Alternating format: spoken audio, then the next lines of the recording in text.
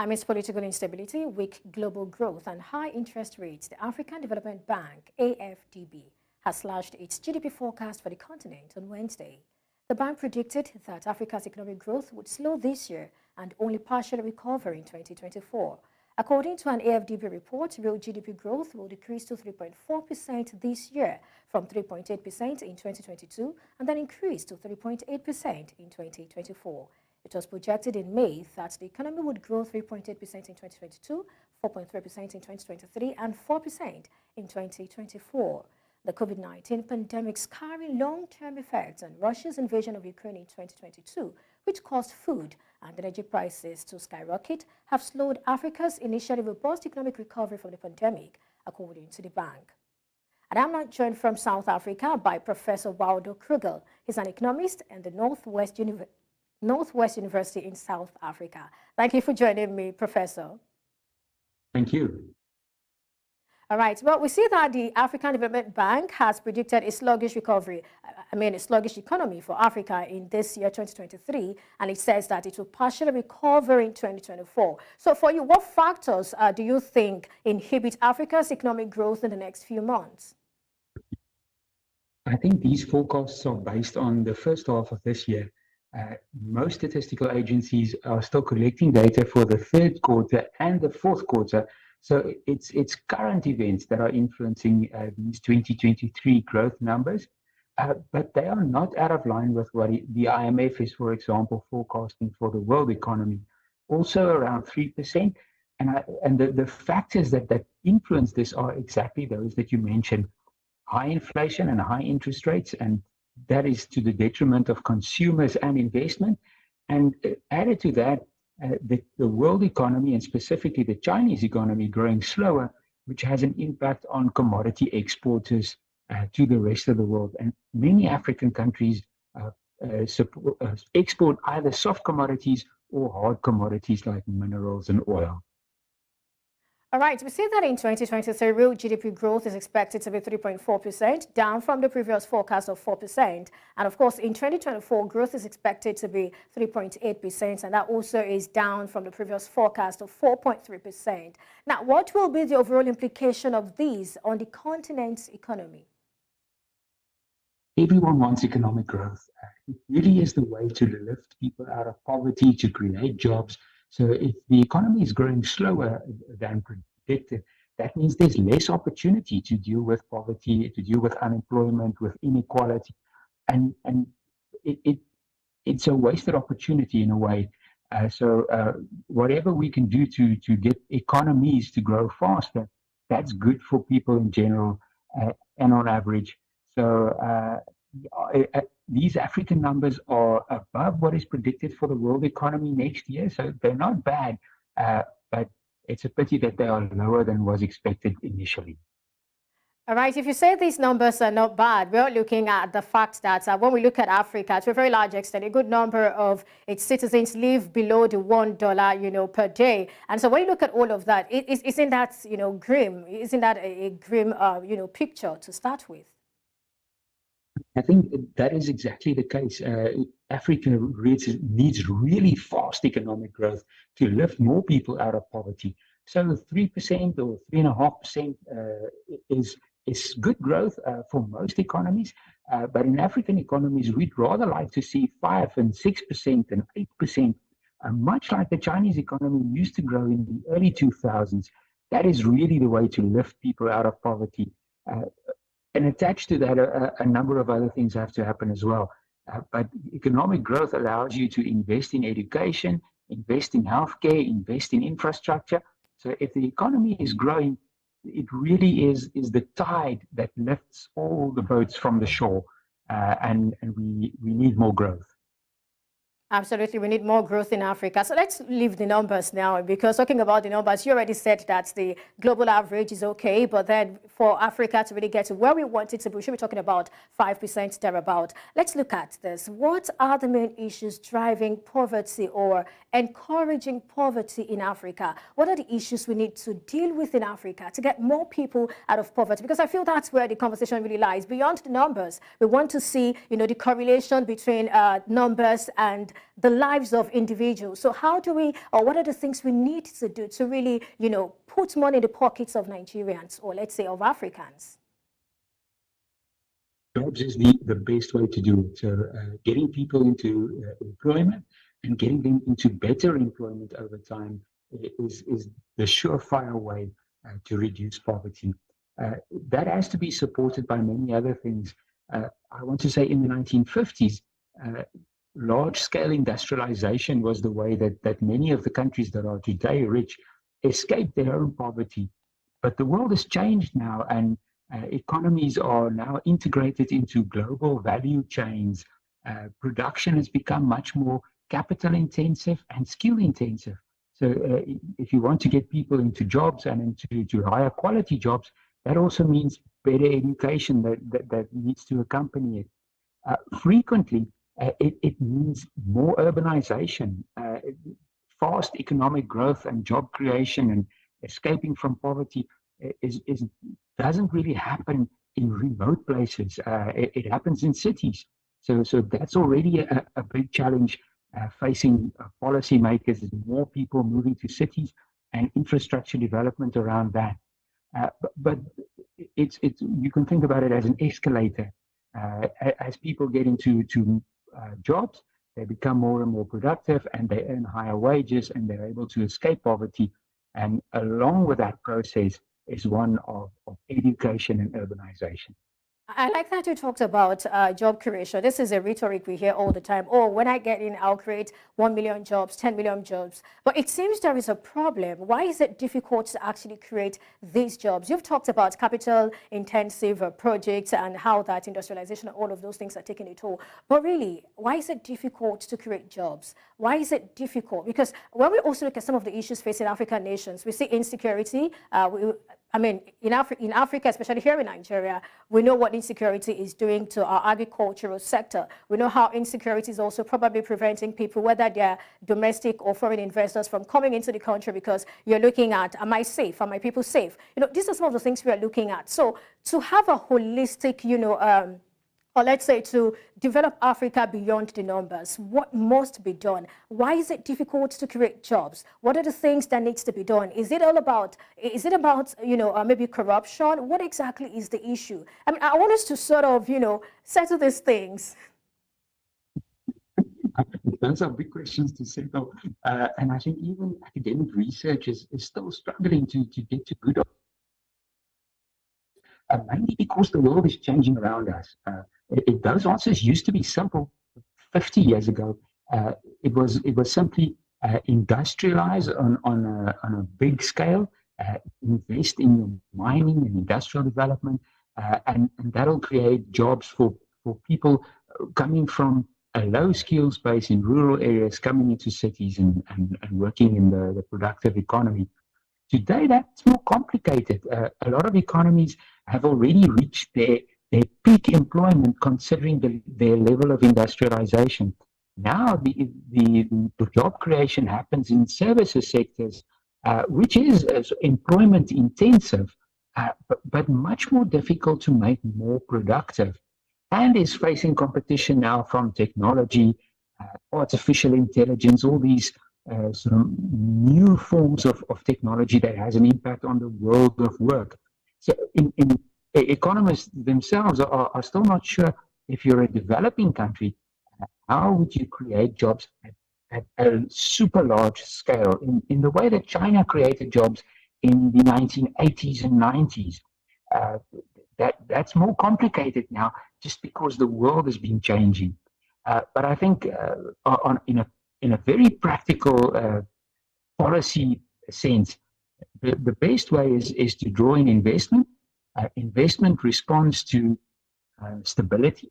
It responds to almost less uncertainty, more certainty. And if there's a good business opportunity, firms will find it. They will come and do business and invest in a country if you can provide the framework and the rules of the game within which they can do it safely, and they know they have recourse to the justice system, etc. So the very basics of an economy and the sort of things that government can provide, that'll get the process going. But exactly how it plays out is not always clear in the modern economy. I like what you said about, the justice system, because it's really very important. People want to invest and they also want to be sure that they'll get justice in due time and, all of that. Now, back to, where we started from, what do you think are the specific sectors of the African economy that are most vulnerable to the slowdown that's being expected? All the export sectors are the most vulnerable for different reasons. So European economies and the UK look set to grow significantly slower next year than they've even been growing this year. So from a South African perspective, in our case, it's grapes that we like to sell in the EU. Their consumers are under pressure, so they end up buying less of our exports of that kind. Then, in terms of the hard commodities, it's iron ore and it's thermal coal and it's platinum group metals, those sorts of minerals and metals that are mainly have been used in China's fast economic growth. And with their growth slowing now, what's slowing is relative there. They I think grew at 3.4% last year, 5% maybe this year, and then maybe 4% next year. So it's still relatively fast, but it's much slower than they used to grow. If their growth slows, that means they need less of our raw products to keep their economy going. And that is going to be a tough one for mining, for agriculture, and maybe even for the oil exporting economies. There's a lot of uncertainty about where the oil price is going next year. And if that stays below the $90 a barrel, again, that means pressure on African economies. Pressure on African economies. Well, according to reports, the global economy is slowing down, and that's also causing a reduction in demand for African exports. And I think it's something you've also talked about, really. But my concern right now is, why is it that, countries who are into exports are the ones to even probably expect the highest, slowdown? Why is that so? What exactly is, the rationale behind that? Those big slowdowns are driven by global forces, and exactly what's been influencing African countries as well. Very high inflation have eaten away at the buying power of consumers. Added on top of that, you have high interest rates to fight that inflation, which just constrains access to credit, and consumers are not spending. Expensive credit means investment is limited. So those channels are really not set for much further growth. And added to all that, you have a fair bit of uncertainty in the global economy, and many governments are under pressure as well. They are struggling to refinance their debt. They've got a lot of claims on spending, but tax income's not growing. So we can't really look to government to spend more or to invest more. And those are the big drivers of demand side growth. As if none of those are firing, then economies slow down. All right, what percentage of this slowdown do you see being as a result of the debt that Africa, owes currently? I mean, African nations. How much of, the issue they are currently having is connected with the debt, the severity of the debt in some African nations? It definitely plays a role. It limits what government can do in terms of its own tax and spending decisions. And this is a problem across a number of African economies, that they run up these debts following the COVID pandemic, and then economies slow down, so tax incomes are down as well. But the claims for more spending is there. The voters or the regular households, everyone needs a bit of tax relief. Everyone needs a small little grant to keep going. Everyone's dependent on government spending. And so there's a lot of pressure to spend. There's not a lot of income to spend from. Debts have been run up, and now the repayment really limits the scope for government to do new things. Everybody's treading water, hoping for some more growth later to ease this burden. But at the moment, you can almost take government out of the economic equation and say, they're not going to drive growth for the moment. We have to look towards other avenues, and we know they are constrained as well. Consumers are struggling, investors are not investing, and exports are slow. That means slower growth. Well, Africa has the population, the resources and facilities. So shouldn't we be talking about creating maybe an alternative market? And then with full exploitation of AfTA, we could scale up intra-trading activities, to sustain the economy. What do you think about that? I think it's definitely the future. The Continental Free Trade Agreement is going to make a big difference to that. It's a huge market to be unlocked. Of course, it's in its infancy in many respects, and there are lots of really practical constraints for African nations to trade more. But the way the world is changing, African economies are going to become more important, and if we can start trading amongst ourselves, it's going to make us much less dependent on what happens in the East, in India, or even in Latin America. You talked about constraints. You might share what these constraints are. Just actually moving stuff around. Border posts are difficult and time-consuming to deal with. Road transport is expensive and also time-consuming. Due to the legacy of colonialism, African economies have borders that need to be crossed. Trade was set up to be a north-south story instead of an east-west story amongst ourselves. So in that sense, it's not easy to trade, and shipping routes are limited. The firms servicing those are few, costs are high. So all of those contribute. But I should say that may be a bit of a legacy view. If you have a look at the dynamics in both West and East Africa, there are economies that are quite dynamic and that are trading much more with the world. Now that the free trade agreement should open it up to trade much more with each other as well.